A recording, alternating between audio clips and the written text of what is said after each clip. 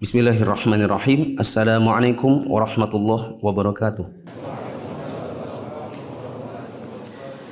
Alhamdulillahirabbil alamin wassalatu wassalamu ala asyrafil anbiya'i wal mursalin wa ala alihi wa ashabihi ajmain. Hadirin jamaah yang dirahmati Allah, pada kesempatan hari ini kita akan lanjutkan kembali pembacaan sekaligus syarah singkat Al-Arba'in An-Nawawiyah karya Al-Imam An-Nawawi rahimahullahu ta'ala. Di hari yang kedua ini kita akan mulai dalam hadis yang keempat, tapi saya perlu memberikan pijakan terlebih dahulu bahwa hadis arba'in ini adalah hadis yang memuat jawami'ul kalim Nabi, yaitu perkataan Nabi yang singkat-singkat tapi setiap kalimatnya begitu padat faidah yang bisa digali. Karena kita membahas jawami'ul kalim atau kalimat yang singkat tapi padat, berarti kalau digali ini bisa menghabiskan waktu yang begitu banyak.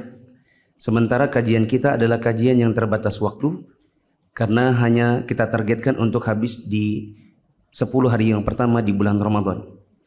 Oleh karena itu, teman-teman yang dirahmati Allah, kalau cukup cepat untuk mencatat atau punya kertas-kertas cakaran, maka boleh mencatat. Tapi kalau tidak cukup cepat untuk mencatat, maka lebih baik hanya menyimak. Dan untuk mencatat nanti bisa mengulang ketika sudah tayang video rekamannya. Semua faidah yang saya bawakan insya Allah mayoritas dari kitab Syekh Shalih bin Muhammad bin Shalih Al-Utsaimin seperti ini. Ini kitab beliau Syarah Arba'in An-Nawawiyah. Maka setiap penggalannya saya ambil kebanyakan syarahnya dari kitab ini.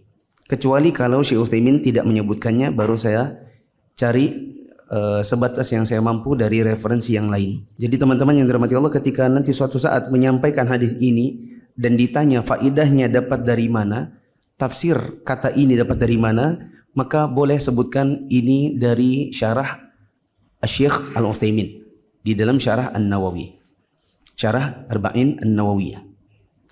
Kemudian yang kedua, dalam mempelajari Arba'in An-Nawawiyah atau kitab-kitab hadis, di antara para da'i atau para ulama ada yang langsung bedah faidah tanpa bedah kata. Ada juga yang bedah kata sampai habis waktu. Karena kata-kata yang sebenarnya tidak perlu dibedah juga. Ada di antara para ulama yang membedah hanya yang penting saja. Ada yang membedahnya dengan faidah-faidah ringkas dan ada juga yang panjang lebar.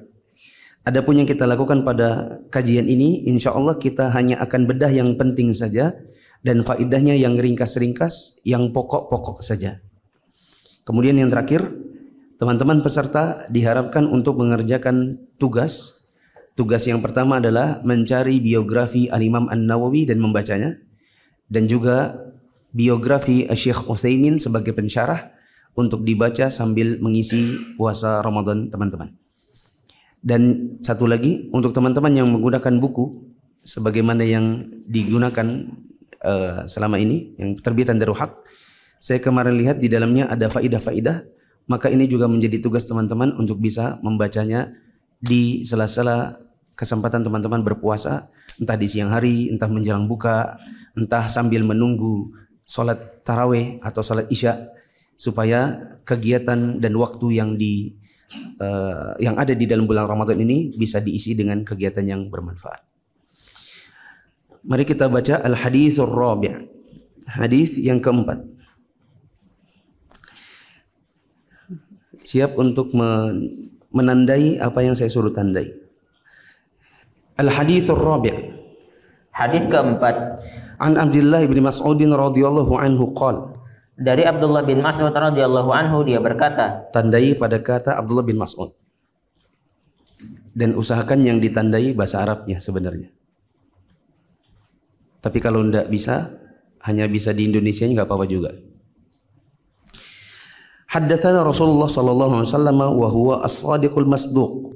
Rasulullah sallallahu alaihi wasallam menyampaikan kepada kami dan beliau adalah orang yang jujur dan dari kabar yang benar.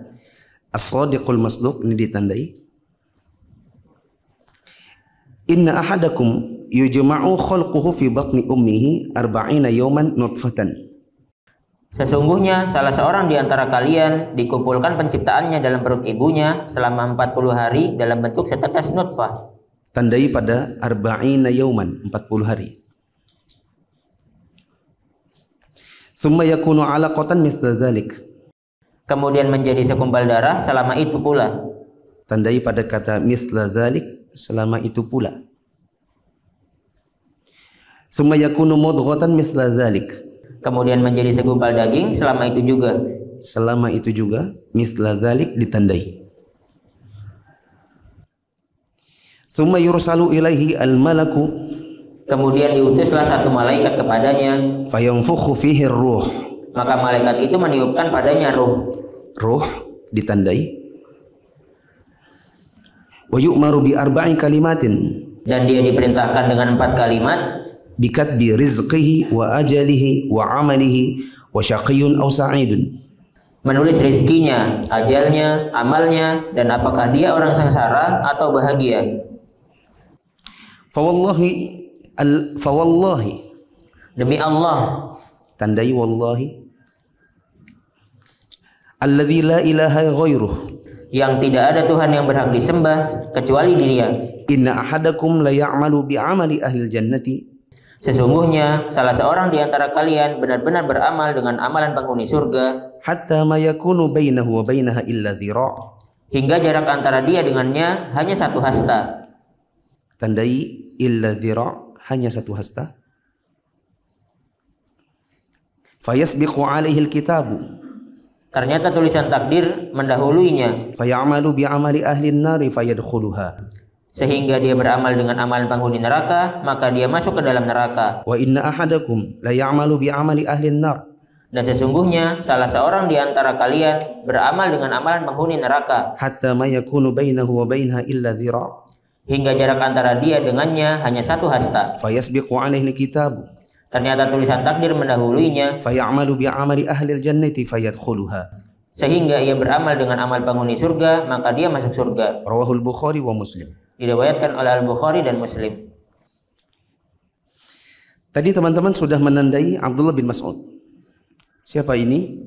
Ini salah seorang di antara sahabat Nabi yang senior, yang ciri-ciri fisiknya adalah orangnya pendek, kakinya sangat kurus, kulitnya gelap, tetapi dia mengumpulkan ilmu Al-Quran dari Nabi SAW.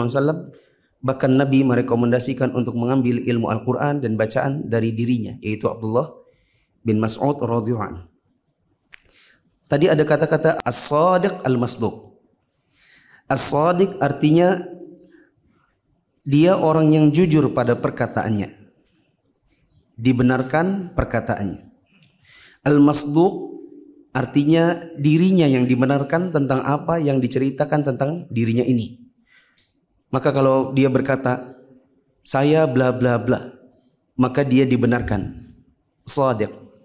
Dan kalau ada orang bercerita si Muhammad itu bla bla bla tentang dirinya, maka itu pun juga dibenarkan. Jadi yang dia ucapkan dibenarkan, yang orang ceritakan tentang dirinya juga dibenarkan. Itu namanya as-shadiq al-masduq. Sedangkan mungkin kalau kita berkata saya bla bla bla, orang berkata masa? Kalau ada orang bercerita si fulan tuh begini loh tentang dirinya, itu orang masih berkata masa sih dia begitu? Ini menunjukkan bahwa ada keraguan. Adapun Nabi SAW, maka tidak ada keraguan terhadap apa yang diucapkannya maupun yang diceritakan tentang dirinya. Ada perkataan 40 hari. Kemudian kata-kata dan yang semisal itu. Yang semisal itu berarti apa? 40 hari juga. Ada kata-kata lagi seperti itu juga. Yakni 40 hari. Berarti kalau ditafsirkan 40 hari, 40 hari, 40 hari. Berarti kalau diterjemahkan bagaimana?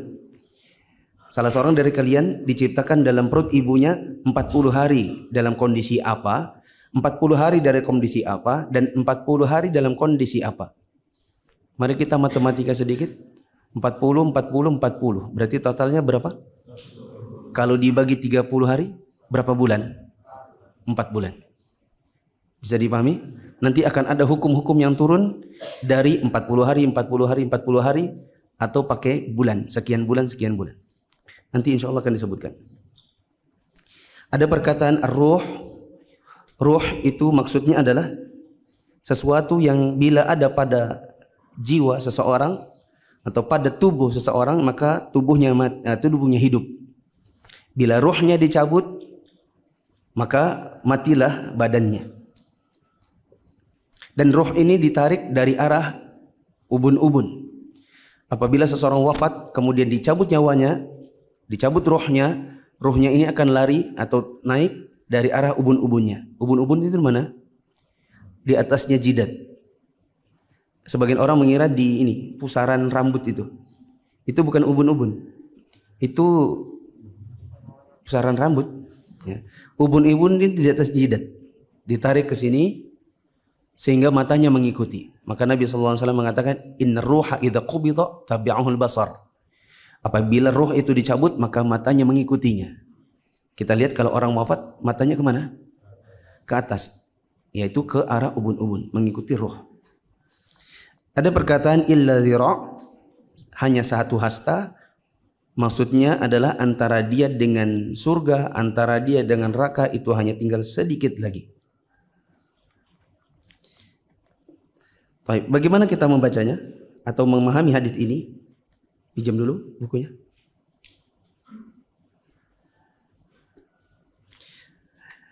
Dari Abu Abdurrahman Abdullah bin Mas'ud, salah seorang sahabat Nabi yang ahli di bidang Al-Quran, dan biografinya bisa dibaca di berbagai kitab tentang sahabat Nabi.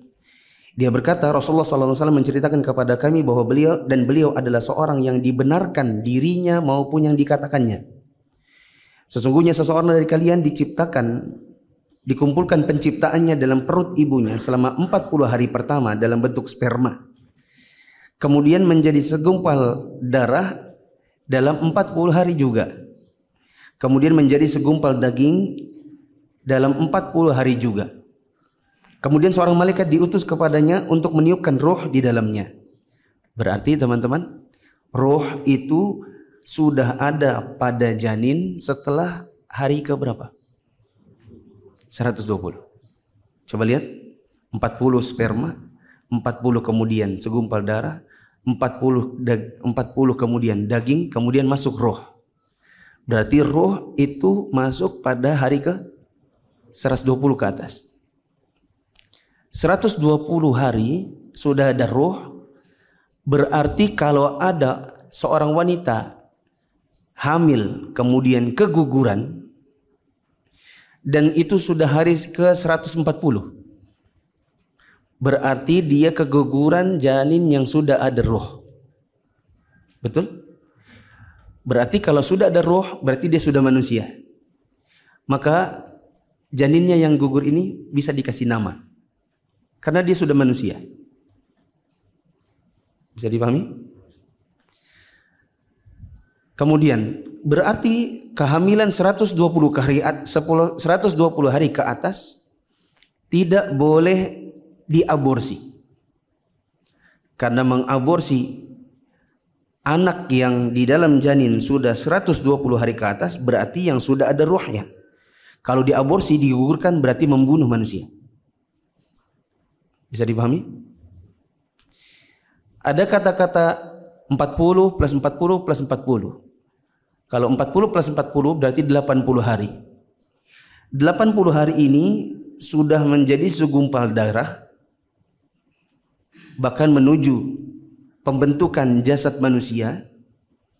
Maka di antara para ulama ada yang mengatakan kehamilan 80 hari ke atas ketika dikuret misalnya, dikeluarkan dan sudah ada kepalanya, sudah ada tangan, kaki, ada bentuk manusianya, berarti ini kalau keguguran darahnya darah nifas. Darah yang keluar saat keguguran 80 hari ke atas statusnya darah nifas.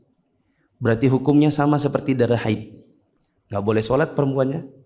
Kalau itu terjadi waktu Ramadan berarti batal puasanya. Dan selama ada darah nifasnya tidak boleh puasa. Tidak boleh juga dijima oleh suaminya. Adapun sebelum 80 hari, kalau dikeluarkan ternyata dia bentuknya hanya gumpalan saja, tidak ada kepala, tidak ada tangan, tidak ada bentuk badan, maka ini statusnya darah kotor biasa, darah biasa, dan tidak mengandung hukum darah nifas. Bisa dipahami? Bisa dipahami? Saya nggak mungkin mengevaluasi karena nanti menghabiskan waktu. Intinya 80 hari ke bawah darah biasa, 80 hari ke atas darah nifas, 120 hari ke bawah belum ada ruh, 120 hari ke atas sudah ada ruh, maka mengaborsi 120 hari ke atas itu sama dengan membunuh. Dan 120 hari ke atas janinnya gugur, maka dia bisa dikasih nama. Tapi tidak perlu akikoh, karena akikoh itu kalau anaknya lahir. Karena anaknya gugur berarti tidak ada akikohnya. Maaf, belum. Selanjutnya, kemudian seorang malaikat diutus kepadanya untuk meniupkan roh di dalamnya dan diperintahkan dengan 4 kalimat. Maksudnya, setelah ditiupkan roh akan dicatat si anak ini nanti kayak apa, rezekinya, ajalnya, amalnya, celaka atau bahagianya. Ya, dan tidak ada dalam hadis itu jodohnya. Tapi tidak kemudian kita katakan kita tuh sudah ditentukan loh, rezekinya, ajalnya, amalnya, jodohnya sebagaimana kata Nabi. Jodoh nggak ditulis. Yang ada adalah kehidupannya bahagia atau celaka, masuk surga atau masuk neraka. Tapi jodoh insya Allah masuk dalam ya rezeki lah, masuk dalam rezeki. Kemudian demi zat yang tiada Tuhan selainnya, yaitu Allah Ta'ala, sesungguhnya ada salah seorang dari kalian yang beramal dengan amalan ahli surga hingga jarak antara dirinya dengan surga sedikit lagi. Tapi catatan takdir mendahuluinya, lalu dia mengakhiri hidupnya dengan amalan ahli neraka, lalu dia masuk neraka. Ada seorang dari kalian yang beramal dengan amalan ahli neraka hingga antara dirinya dengan neraka sedikit lagi. Ya, maksudnya akan mati sebentar lagi. Kemudian catatan takdir mendahuluinya, lalu dia beramal dengan amalan ahli surga, lalu masuk surga. Di bagian akhir ada beberapa faedah. Ya, faedah yang pertama adalah kita jangan terlalu pede dengan hidup kita selama ini. Kita tidak boleh terlalu pede dengan amalan yang kita kerjakan. Karena ada sebagian orang yang Allah takdirkan dia sepanjang hayatnya sebelum wafatnya beramal dengan amalan ahli surga. Tapi mungkin karena dia menyombongkan dirinya, lalu Allah cabut hidayahnya. Kemudian dia bekerja atau beramal dengan amalan ahli neraka, lalu masuk neraka.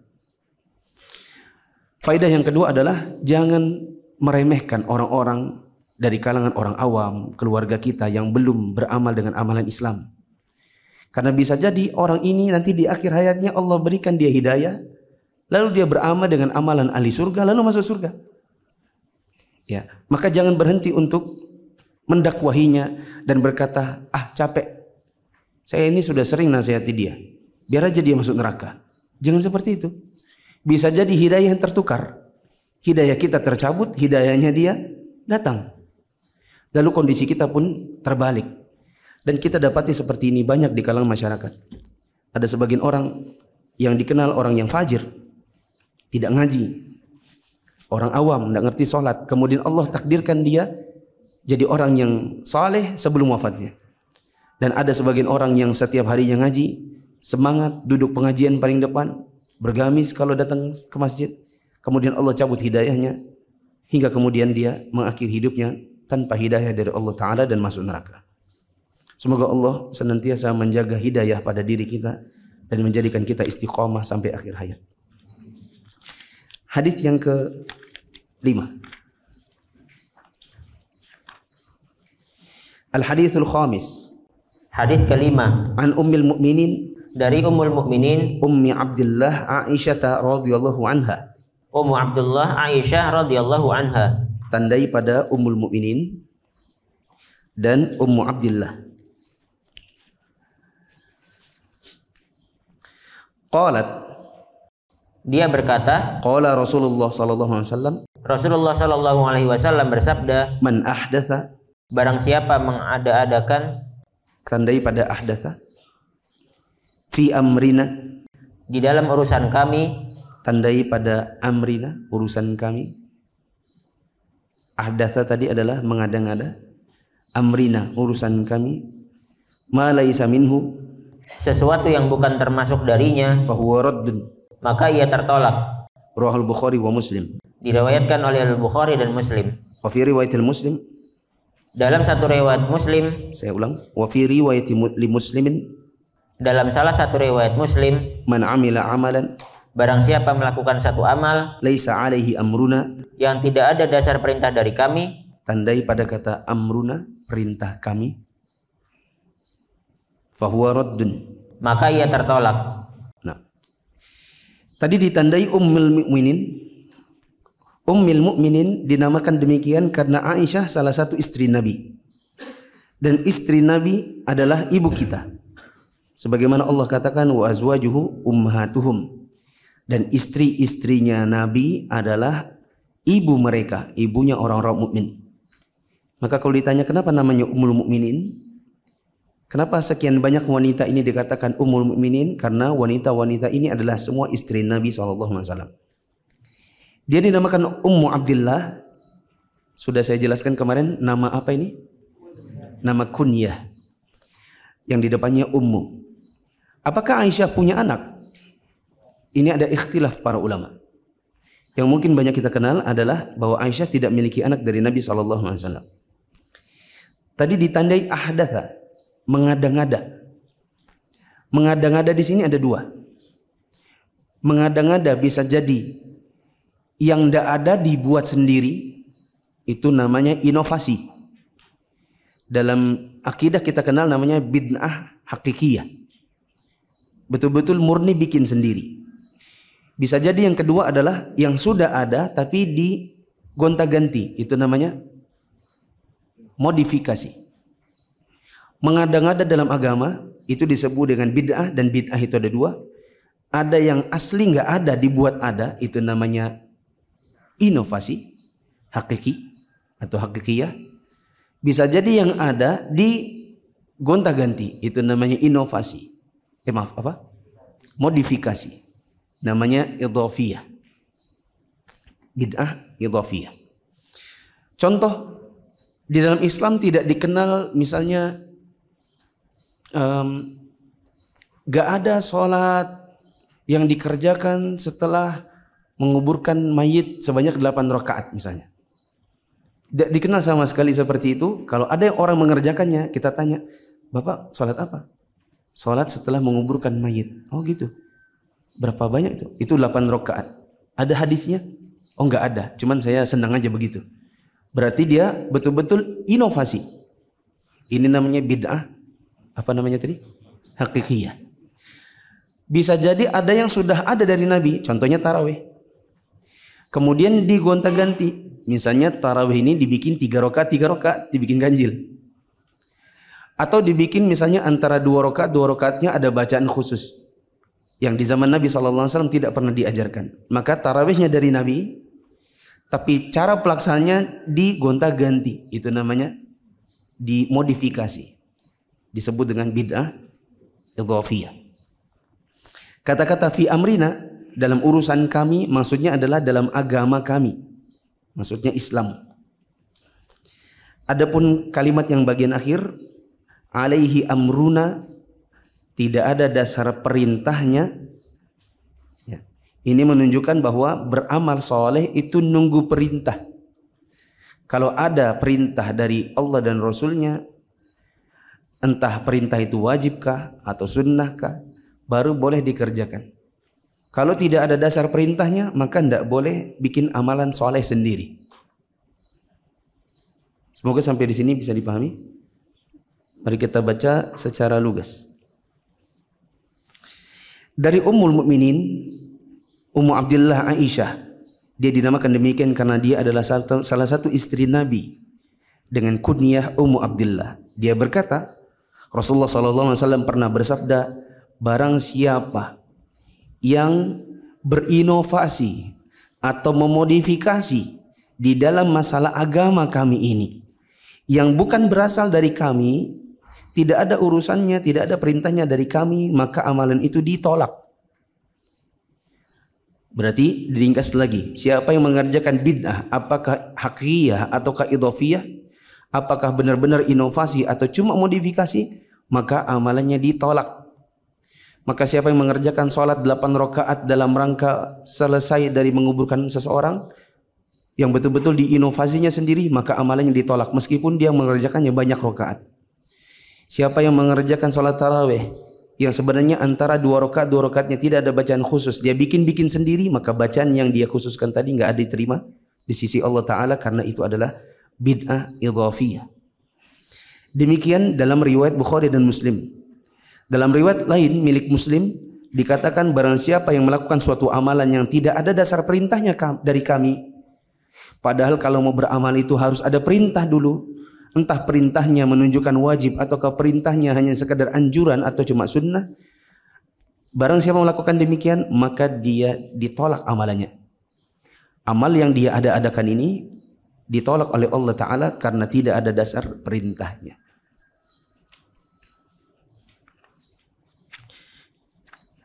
Catatan nggak ada di buku antum, adanya di bukunya Syekh Utsaimin.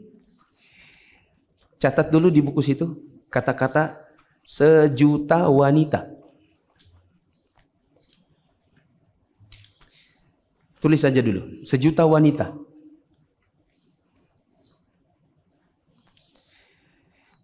Perhatikan, barang siapa yang mengerjakan suatu amalan, yang amalannya ini seharusnya di dalam Islam ada tuntunan khusus dalam sejuta wanita, maka amalannya yang tidak cocok dengan sejuta wanita ini, amalannya ditolak. Gak dapat apa-apa. Sejuta wanita itu dipanjangkan menjadi sebab, jumlah, tempat, waktu, ni jenis, dan tata cara. Saya ulang, sejuta wanita itu kalau dipanjangkan sebab, jumlah, tempat, waktu, ni jenis, yang terakhir apa? Tata cara.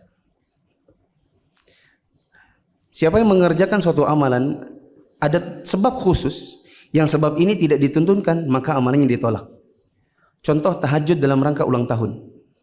Mana dalam Islam tahajud dikerjakan dalam rangka ulang tahun? Siapa yang mengerjakannya, maka tahajudnya ditolak, gak dapat apa-apa.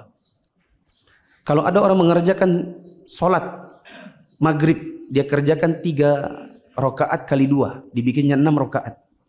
Dia bilang untuk memperbanyak amal. Padahal jumlah rakaat maghrib haruslah 3, maka maghrib 6 rakaatnya ditolak. Tempat, apabila ada orang tawaf di Iran, maka dengan niat ini bukan latihan manasik. Kalau di Balikpapan kita latihan manasik di BC, ada Ka'bah-Ka'bahan di situ. Terus ada orang datang, kalian ini tawaf di BC, mana bisa tawaf itu di Ka'bah yang asli. Kita bilang, Pak, ini cuma belajar manasik, itu tidak apa-apa. Tapi kalau ada orang misalnya di Balikpapan tanggal 10 Zulhijjah, dia lihat di TV, terus dia iri, saya pengen juga. Akhirnya dia pergi ke BC, dia tawaf di situ. Tahu kan tempat manasiknya itu? Betul-betul dia tawaf dalam rangka dia meniatkan ini adalah tawaf untuk ibadah, misalnya ibadah tawaf, bukan latihan, maka tawafnya ditolak. Mau dia tawaf 7 kali kah, 700 kali kah? Tidak diterima dikarenakan tempatnya tidak sesuai. Berikutnya apa? Apa teman-teman? Yang keempat, waktu. Siapa yang sholat Id tapi malam hari, ditanya, kamu sholat apa? Kami tadi pagi tidak sempat, jadi kami sholat Idnya malam-malam. Atau besok saya mau naik lokasi, daripada tidak sholat Id, jadi saya sholat duluan, sholat Id malam-malam. Maka tidak diterima karena tidak sesuai waktu. Ada orang sholat gerhana tapi gerhananya sudah tidak ada, maka sholat gerhananya tidak diterima karena tidak sesuai waktu. Berikutnya, jenis. Apabila ada orang kurban pakai kepiting, bebek, ayam, maka tidak diterima. Karena jenisnya kurban haruslah bahimatul an'am. Unta, sapi, kerbau, kambing, domba, lembu. Harus yang sejenis itu. Karena jenisnya sudah ditentukan. Tidak boleh ada orang berkata, daripada cuma kambing paling-paling dapat 30 kilo, saya punya peternakan ayam banyak. Saya mau kurban Idul Adha nanti ayam 1000 ekor. Tidak diterima. Karena tidak sesuai jenis. Yang terakhir adalah tata cara. Kalau ada orang sholat, dia mulai dari salam dulu, lalu diakhiri dengan takbir, tata caranya tidak sesuai, maka tidak diterima sholatnya meskipun banyak. Bisa dipahami? Ada berapa aspek tadi? 6. Coba ndak usah dibaca. Antum kan sudah ingat tuh berapa wanita? Ya, kalau untuk wanita dia cepat memang, ya kan? Coba sejuta wanita tuh apa aja? Sebab, jumlah, tempat, waktu, jenis, tata cara. Antum ingat sejuta wanita? Ini nama pelajarannya jembatan keledai. Jembatan keledai itu adalah cara menghafal dengan menggabungkan depan-depannya. Ya, jembatan keledai itu menghafal, antum kultum pakai jembatan keledai ini, nggak usah pakai teks. Insya Allah mudah. Nah. Sekarang hadis ke-6.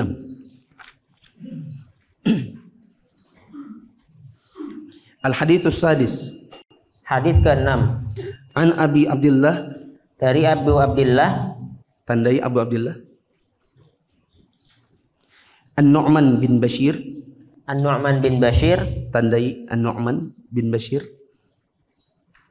Radhiyallahu anhuma qala, radhiyallahu anhuma, dia berkata, tandai anhuma. Sami'tu, aku mendengar Rasulullah sallallahu alaihi wasallam yaqul, Rasulullah sallallahu alaihi wasallam bersabda, innal halala bayyinun sesungguhnya yang halal itu jelas, wa innal harama bayyinun dan sesungguhnya yang haram itu juga jelas, wa bainahuma umurun mushtabihat. dan di antara keduanya ada hal-hal yang samar. Tandai pada kata umurun mushtabihat, hal yang samar. La ya'lamuhunna katsirun minan nas, yang tidak diketahui oleh banyak orang. tandai kata-kata la ya'lamuhunna, tidak diketahui. Faman ittaqash syubuhat, Barang siapa menjauhi yang syubhat, tandai pada syubuhat,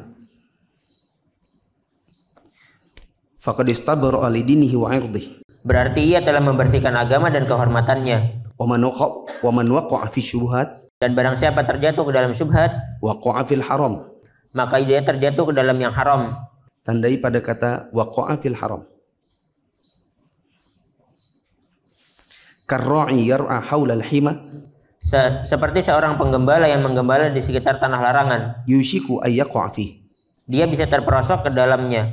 Ala wa inna likulli malikin himan, Ingatlah, sesungguhnya setiap raja memiliki tanah larangan. ala wa inna himallahi maharimuh, Dan ingatlah, sesungguhnya tanah larangan Allah adalah hal-hal yang diharamkannya. ala wa inna fil jasadin mudghatan, Ingatlah, sesungguhnya di dalam jasad itu ada segumpal daging. idza salahat salahal jasadu kulluh, Apabila ia baik, maka baiklah seluruh jasadnya. wa idza fasadat fasadal jasadu kulluh, Dan apabila ia rusak, maka rusaklah seluruh jasadnya. ala wa hiyal qalbu. Ingatlah, ia adalah hati. Rawahul Bukhari wa Muslim. Diriwayatkan oleh Al-Bukhari dan Muslim. Tadi sudah ditandai Abu Abdullah. Ini apa? Nama kunyah. An-Nu'man bin Bashir. Dia adalah seorang sahabat Nabi yang ada kisah unik antara dirinya dengan bapaknya. Ya. Yaitu bapaknya, siapa namanya? Nu'man bin Bashir. Berarti bapaknya siapa namanya? Bashir. Anaknya namanya? Nu'man itu punya saudara kandung ada beberapa. Bashir suatu hari menghadiahkan sesuatu kepada Nu'man, tapi hanya Nu'man saja yang dikasih dan anak-anak lain tidak dikasih. Mamanya Nu'man tahu hal ini, maka dia protes. Mamanya bilang, saya tidak ridho sampai engkau menjadikan Nabi sebagai saksi. Pemberianmu kepada Nu'man saja, tidak kepada anak yang lain. Maka Bashir menuju Nabi SAW dan menceritakannya. Maka Nabi tanya, apakah kamu punya anak satu saja ini atau ada yang lain? Ada yang lain. Apakah kamu suka kalau semua anak-anakmu memberikan bakti yang sama kepada dirimu? Iya. Kalau begitu, berikan semua. Tidak boleh hanya satu saja. Atau Nabi SAW mengatakan, kalau gitu saya tidak mau jadi saksi bagi orang yang tidak adil pada anak-anaknya. Maka pemberian kepada Nu'man ditarik lagi. Ini menunjukkan bahwa hibah orang tua kepada anak haruslah adil. Adil ini apa? Ada yang mengatakan adil itu harus sama rata. Dan ada yang mengatakan adil itu seperti bagi waris. Ini ada ikhtilaf di kalangan para ulama. Teman-teman bisa baca di bab hibah di kitab-kitab muamalah. Dikatakan tadi anhuma, Allah meridai keduanya. Masih ingat kenapa dikatakan keduanya? Karena dua-duanya, yaitu si anak dan si bapak, sama-sama sahabat Nabi. Kalau yang sahabat anaknya saja namanya radhiyallahu anhu. Tadi ada perkataan umurun mustabihat, yaitu perkara yang samar-samar. Perkara samar-samar ini dinamakan juga syubhat. Contoh, orang berprofesi sebagai pemusik atau musisi. Kalau dia ikuti sebagian ustadz, ada yang berpendapat bahwa musik itu hukumnya haram. Berarti profesi sebagai musisi pendapatannya haram. Kalau dia buka-buka YouTube, ternyata banyak juga ustadz-ustadz yang terkenal lagi yang mengatakan musik itu halal. Halal selama tidak melalaikan dari ibadah. Berarti bisa saja dia berpendapat, oh kalau gitu saya jadi musisi yang main musik, tapi kalau jam sholat saya sholat. Konser, tapi kalau datang waktu isya berhenti dulu. Sehingga dia mengatakan bahwa pendapatannya halal. Jadi ada yang bilang pendapatannya haram, ada yang mengatakan pendapatannya halal. Beradalah dia di tengah-tengah antara halal dan haram. Itu namanya apa? Syubhat. Berarti pendapatan musisi syubhat. Kata Nabi SAW tidak mengetahuinya. Kenapa manusia banyak yang tidak tahu? Paling tidak ada dua hal. Sebenarnya ada 4 tapi saya ringkas jadi 2 saja. Bisa jadi kurangnya ilmu. Karena memang tidak belajar. Ya. Kurangnya ilmu, makanya nggak tahu.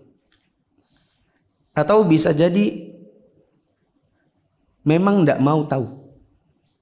Memang tidak mau tahu.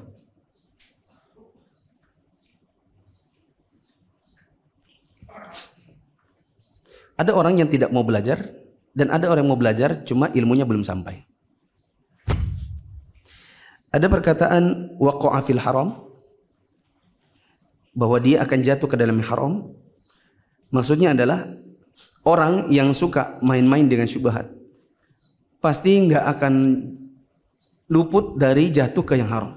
Saya berkeyakinan orang yang mengatakan musik itu halal selama tidak melalaikan, ada kalanya dia pasti jatuh ke dalam musik yang haram.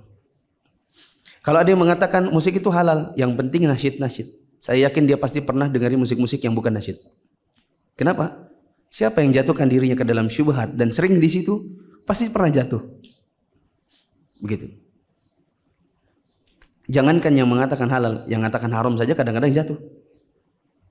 Kita kalau pergi ke mall misalnya, mau makan sama anak dan istri, ya kan, masuk ke restoran, kadang-kadang kita dengar musiknya. Meskipun kadang-kadang kita juga panggil, mas, bisa nggak dimatiin dulu musiknya? Soalnya kami mau ngobrol, nggak bisa dengar suaranya. Nah, pernah juga kita masuk ke grill, salah satu grill di MT Haryono. Pas mau masuk, oh ada musik. Mbak, kami mau masuk, ini kami ada 10 orang. Tapi kami mau musiknya dimatiin, bisa? Dia tanya dulu ke manajernya. Oh maaf pak, nggak bisa. Oke, kami pergi. Nggak jadi masuk. Daripada murojaah, gitu kan? Yang dulu sudah lupa, ngingat lagi. Dan bodohnya, 10 orang kalau makan itu berapa juta coba? Ya kan? Grill apa sih? Daging-daging steak itu. Mungkin kalau makan 10 orang, satu orang makan apa? Banyak apa namanya? Daging-dagingnya itu beef apa begitu kan? Itu banyak. Tapi dia korbankan demi dengerin musik. Ya. Bodoh juga orang seperti itu. Ya. Banyak duit dapat kalau dia mau matikan musiknya sebenarnya. Nah, diberikan Nabi SAW analogi seperti kalau ada penggembala menggembala di daerah-daerahnya orang. Meskipun cuma pinggir-pinggir. Ini misalnya kafling gembalanya dia misalnya 5 kali 10. Di pinggir-pinggir pagar itu kambingnya makan. Ya. Kemudian kepalanya masih bisa masuk dalam jeruji-jeruji. Itu bisa jadi si kambing yang makan rumputnya orang. Ya, sebagai analogi, orang kalau biasa di daerah-daerah yang pinggir-pinggir antara halal dengan haram, alias daerah apa tadi namanya? Syubhat, itu pasti pernah makan yang haram. Begitu. Mari kita baca dengan lugas. Dari Abu Abdullah, ini adalah nama kunyahnya, yaitu An-Nu'man, anaknya Bashir, yang keduanya ini adalah anak dan bapak sama-sama sahabat Nabi. Dia berkata bahwa dia pernah mendengar Rasulullah SAW bersabda, yang halal itu jelas, yang haram itu jelas, dan di tengah-tengahnya ada syubhat. Yang banyak orang tidak tahu tentang syubhat ini, entah karena memang tidak belajar, entah karena memang tidak mau tahu. Barang siapa meninggalkan yang syubhat, maka ia mencari keselamatan untuk agamanya dan kehormatannya. Barang siapa yang jatuh ke dalam syubhat, biasa main di situ, pasti pernah jatuh ke yang haram. Seperti penggembala menggembalakan ternaknya di daerah-daerah yang pinggir-pinggir antara ternaknya dia atau daerahnya dia dengan daerahnya orang, itu pasti pernah dimakan rumputnya orang. Pasti ternaknya pernah makan rumputnya orang dan jatuh ke dalam yang haram. Ya. Atau bisa juga diartikan ternaknya itu digembalakan di daerah-daerah yang terlarang antara pinggir-pinggir dengan jurang. Kalau dia biasa main di pinggir-pinggir, maka dia bisa jatuh dalam jurang. Ketahuilah setiap raja punya daerah terlarang, dan daerah terlarang Allah adalah yang diharamkan. Apa-apa yang Allah haramkan. Maka jangan main di pinggir-pinggir situ, teman-teman. Ya, main yang jelas-jelas halal aja. Banyak yang halal, terlalu banyak malah. Ya, ada para ulama yang mengatakan begini.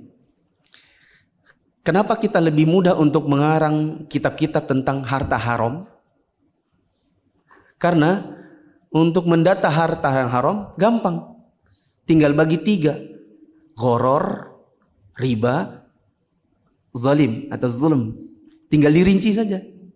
Sedangkan mau bikin harta halal banyak banget. Berjilid-jilid nanti. Bisa dipahami. Teman-teman pernah tahu bukunya Ustadz Irwandi, Harta Haram Kontemporer? Setebal ini. Kenapa segini? Ya ini udah kecil ini. Kalau Ustadz Irwandi mau bikin harta halal kontemporer, aduh banyak betul. Jual kerupuk, pijit, bekam, jual baju, jual peci, aduh terlalu banyak. Jadi disebutkannya haram-haram saja, maka yang di luar ini insya Allah halal. Artinya terlalu banyak yang halal. Maka mainlah yang halal aja. Ketahuilah bahwa sesungguhnya di dalam diri kita ini ada segumpal daging, yaitu hati. Kalau hati ini baik, maka akan tercermin dari tubuhnya. Bila hati itu rusak, maka akan tercermin dari tubuhnya. Ini bantahan bagi orang yang mengatakan begini. Mendingan saya nggak berjilbab, tapi hati saya baik. Daripada kayak mereka itu yang berjilbab, banyak yang munafik. Kita bilang, bagaimana kamu mengira hatimu baik, orang kamu nggak berjilbab? Hati yang baik itu tercermin dari luarnya. Kalau hatimu baik, kamu justru berjilbab. Begitu. Bisa dipahami? Terus wanita-wanita yang katanya berjilbab tapi munafik, pelakor itu bagaimana? Itu yang salah orangnya, bukan jilbabnya. Dan biasanya mungkin secara umum jilbab-jilbab yang tidak syar'i, yang hanya jilbab sedikit-sedikit kemudian dililit di leher, yang rambutnya atasnya tetap kelihatan, atau berjilbab tapi pakai legging, celananya ketat, bajunya ketat. Itu yang kamu lihat. Ada pun wanita-wanita yang hijab syar'i, yang bajunya lebar, yang jilbabnya panjang, secara umum mereka orang yang menjaga diri. Jadi yang dipatokin bukan yang seperti itu, tapi yang hijabnya syar'i. Ini sudah bicara cepat-cepat baru dapat 6 ya. Insya Allah. Masih tahan teman-teman?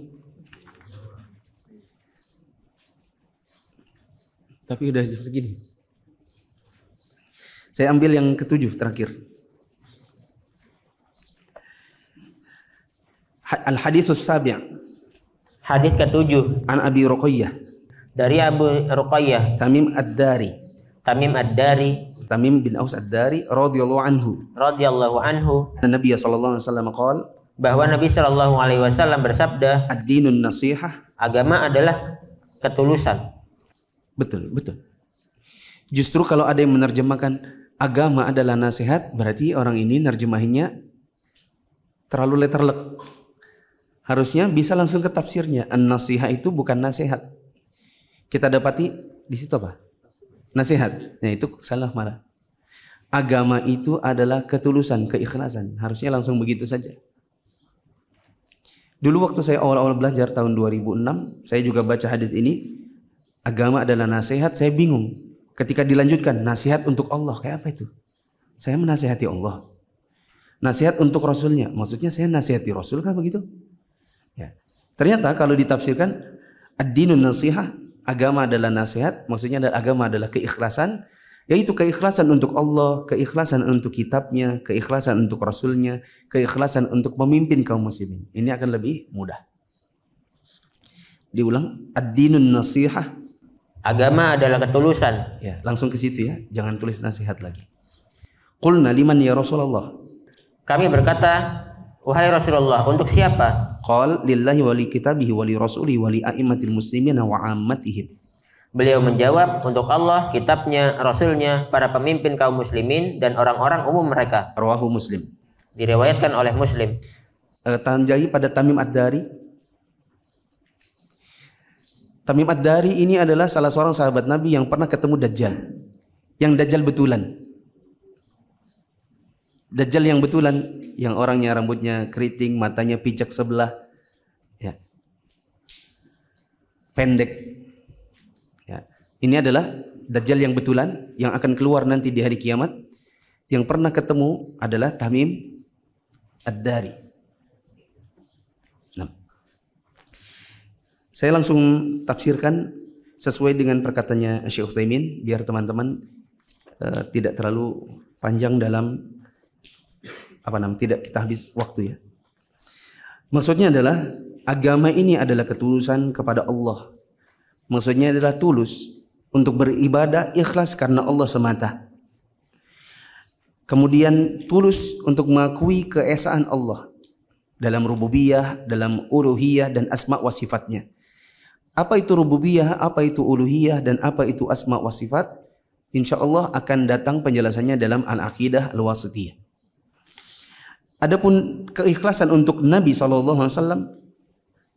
keikhlasan untuk kitabullah, yaitu mencoba untuk mempelajarinya, membenarkan isinya, menjalankan perintah di dalamnya, menjauhi apa yang dilarang di dalamnya, mengimani kandungan isinya, dan berusaha untuk menjaga agar kitabullah atau Al-Quran ini tidak disembarang tafsirkan oleh sebagian orang atau disalahgunakan oleh sebagian orang.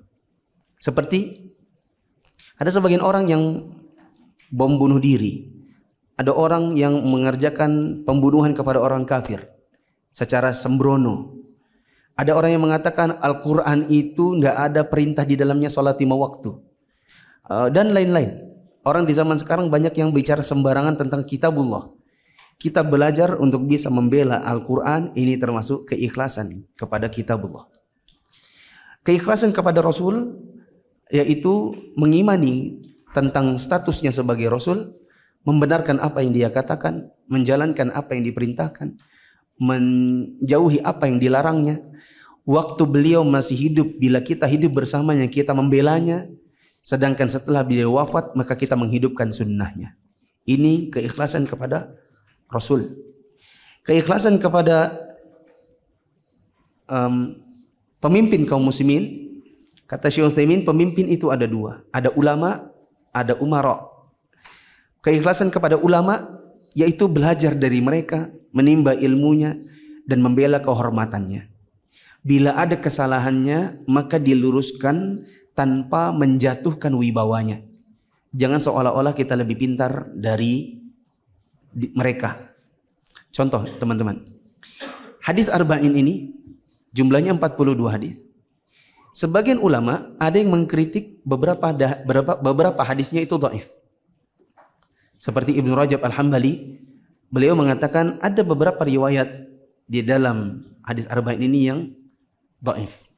Tetapi Al-Imam Nawawi mengatakan dalam pengantarnya, saya sudah berusaha semaksimal mungkin untuk memilah agar hadis yang masuk di hadis arba'in ini adalah hadis-hadis yang sahih, sebatas kemampuan beliau. Maka seandainya pun kita mengatakan, oh hadis ini dhaif menurut Ibnu Rajab, kita tidak boleh berkata, dan Imam Nawawi dalam hal ini misalnya kemudian kita keluarkan kalimat-kalimat yang merendahkan beliau. Sementara kita tentu dibandingkan Imam Nawawi tidak ada seujung kukunya. Ya, maka kalaupun harus menjelaskan kedhaifannya, seandainya kita berpendapat sesuai dengan pendapatnya Ibnu Rajab, tidak boleh menjatuhkan Imam Nawawi. Ini keikhlasan kepada para ulama. Adapun keikhlasan kepada umara, pemerintah, di antaranya adalah menjaga aibnya. Dengan catatan, menjaga aib ini maksudnya menjaga hal-hal yang dirahasiakan, yang memang itu aib buat dirinya. Anggaplah pemimpin kita dulu pernah berzina. Anggap saja suatu ketika ditakdirkan, oh wali kotanya adalah wali kota perempuan yang dulunya adalah PSK. Dan gak ada yang tahu. Kita keluarganya yang tahu. Maka kita harus jaga aib-aibnya ini. Tapi kalau ada kesalahan dari sisi kebijakan, maka boleh kita mengkritik, tapi kritiknya tidak boleh yang sifatnya provokasi. Tidak boleh yang sifatnya memprovokasi masyarakat. Ya, seperti mengkritik tentang kebijakan soal azan. Azan itu desibelnya dikecilin, terus nggak boleh pakai toa, bla bla bla bla bla. Nah, terus ada kata-kata misalnya ini apa nih? Seperti dikiaskan seperti gonggongan anjing. Nah, di situ kita meyakini ada unsur pelecehan, di situ ada unsur sesuatu yang perlu dikritik. Tapi kritiknya ini jangan sampai kemudian bentuknya provokasi massa agar massa kemudian memberontak. Ya, hanya boleh kritik secara umum. Contoh juga pajak. Kita meyakini misalnya menarik pajak itu tidak boleh. Tapi tidak untuk kemudian memprovokasi masyarakat ya untuk memberontak kepada pemerintah yang masih menerapkan pajak. Kemudian yang terakhir, keikhlasan kepada umara dikerjakan dengan cara menjaga agar tidak memberontak kepadanya, kecuali ya, kata Nabi SAW, illa antara kufran bawahan indakum minallahi fihi burhan. Kecuali kalian melihat kekafiran yang nyata. Bagaimana itu kekafiran yang nyata? Ada tafsir-tafsirnya tersendiri dan kita tidak mungkin bahas di sini. Dan memberontak kepada pemerintah yang sah itu ada 7 syarat. 7 syarat ini apa saja? Teman-teman bisa baca di dalam kitab Al-Ihkam fi Sabri Ahwalil Hukam karya Syekh Ibrahim Ar-Ruhaili. Saya sudah menerjemahkan buku ini dalam buku Tindak Tanduk Penguasa.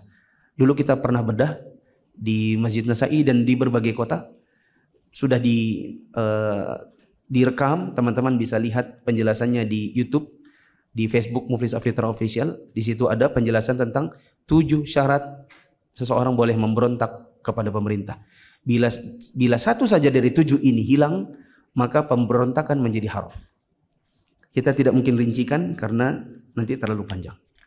Wallahu a'lam bishawab. Berarti sampai pada kesempatan subuh ini baru dapat 7. Semoga bisa lebih cepat lagi besok pagi insyaallah. Subhanakallahumma wa bihamdika asyhadu an la ilaha illa anta astaghfiruka wa atubu ilaik. Wassalamualaikum warahmatullahi wabarakatuh.